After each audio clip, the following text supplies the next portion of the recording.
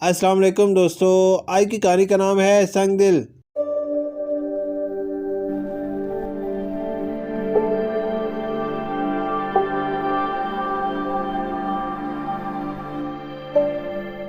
آج پھر کام سے دیر سے آیا تھا، البتہ وہ اپنے بیٹوں کے لیے کھلونے لانا نہیں بھولا تھا۔ اب وہ انہیں کھیلتے دیکھ کر خوش ہو رہا تھا اور کبھی کبھی ان کے ساتھ کھیلنے بھی لگ جاتا۔ فائزہ جو کھانا پکانے میں مصروف تھی، اچانک اس کی نظر اپنی بیٹیوں عشاء اور فجر پر پڑی، جو حسرت بھری نگاہوں سے باپ اور بھائیوں کو دیکھ رہی تھی۔ فائزہ اتنی دور بیٹھ کر بھی ان کی آنکھوں کے آنسو دیکھ سکتی تھی۔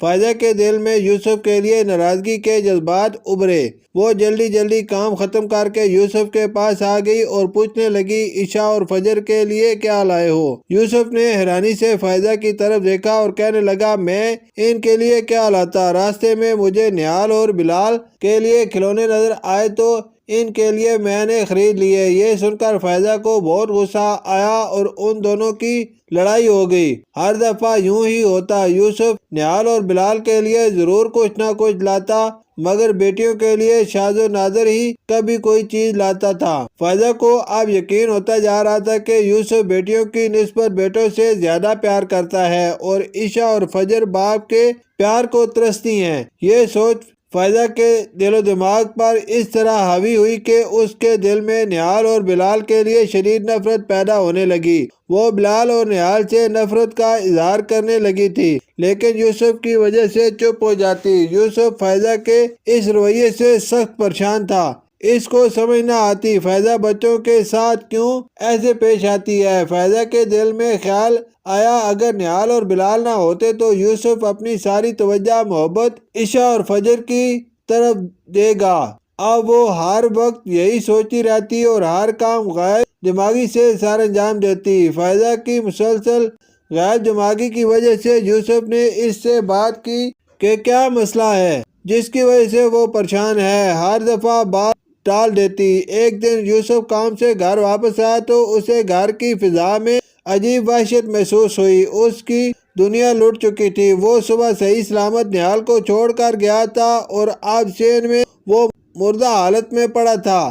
سب سے حیران کن بات یہ تھی کہ فائزہ کی آنکھوں میں غم کے بجائے ایک وحشت تھی۔ ابھی وہ اسی صدمے میں ہی تھا کہ چند مہینوں بعد یوسف کو اپنے 4 سالہ بیٹے بلال کی اچانک موت کی خبر ملی۔ یوسف کو یقین ہی نہیں آ رہا تھا کہ اس کے دونوں بیٹے اس دنیا میں نہیں رہے۔ وہ ہر وقت اسی سوچ میں مبتلا رہتا کہ اس نے ایسا کیا کیا ہے جس کی اسے اتنی بڑی سزا ملی ہے۔ اسے کبھی کبھی اپنی بیوی پر شک ہوتا، شاید بیٹوں کی موت میں اس کا کوئی ہاتھ ہے، لیکن وہ یہ سوچتا کہ کوئی ماں کبھی اپنے بچوں کو قتل نہیں کر سکتی۔ فائزہ کو ہر وقت اپنا سانس گھٹتا ہوا محسوس ہوتا۔ اسے لگتا کہ اس کے بچے اسے بلا رہے ہیں۔ وہ رات کو اٹھ کر چیخیں مارتی۔ فائزہ کو اپنے بچوں کی روح نظر آتی۔ یوسف پہلے سمجھا کہ شاید یہ ابھی تک صدمے میں ہے۔ وہ اسے پیار سے بہت سمجھاتا، لیکن فائزہ پر کسی چیز کا کوئی اثر نہ ہوتا۔ فائزہ کی حالت دن بہ دن بگڑتی جا رہی تھی۔ یوسف نے کافی علاج کرایا لیکن بے سود رہا۔ یوسف نے کچھ عرصے کے لیے گھر سے کہیں دور جانے کا پروگرام بنایا تاکہ فائزہ کو جلد از جلد اس صدمے سے باہر نکالا جا سکے، لیکن فائزہ کی صحت پر کوئی خاطر خواہ اثر نہ ہوا۔ ایک روز فائزہ گہری سوچ میں گم تھی۔ یوسف کافی دیر سے اسے نارمل کرنے کی کوشش کر رہا تھا۔ اچانک وہ پوچھنے لگی، کیا تم اپنے بیٹوں سے بہت پیار کرتے تھے؟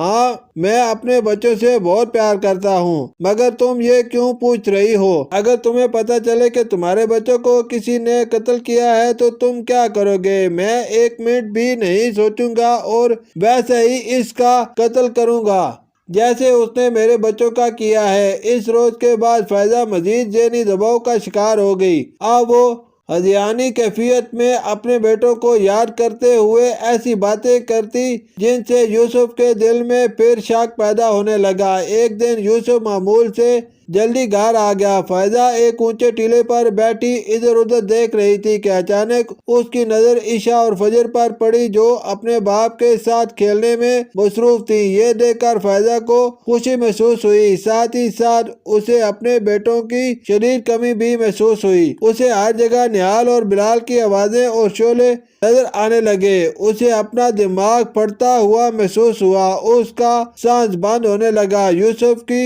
نظر اچانک فائزہ پر پڑی۔ اس کی بگڑتی حالت دیکھ کر یوسف اس کی طرف لپکا، لیکن فائزہ کے الفاظ نے اس کے قدم جما دیے۔ میں نے اپنے بچوں کو مار ڈالا، قتل کر دیا۔ میں نے اپنے بیٹوں کو۔ یوسف نے نفرت بھری نگاہ فائزہ پر ڈالی اور پوچھا، تم یہ سب کیسے کر سکتی ہو؟ تم نے اپنے ہاتھوں سے ہی اپنے بچوں کو مار دیا۔ تم کیسی ماں ہو؟ تم تو ماں کہلانے کے بھی لائق نہیں ہو۔ کوئی ماں اس حد تک ظالم نہیں ہو سکتی۔ تم نے ایسا کیوں کیا؟ یہ سب کچھ میں نے اپنی بیٹیوں کے لیے کیا ہے۔ تم ہر وقت نہال اور بلال سے پیار کرتے تھے، عشاء اور فجر کی تمہیں کوئی پرواہ نہ تھی۔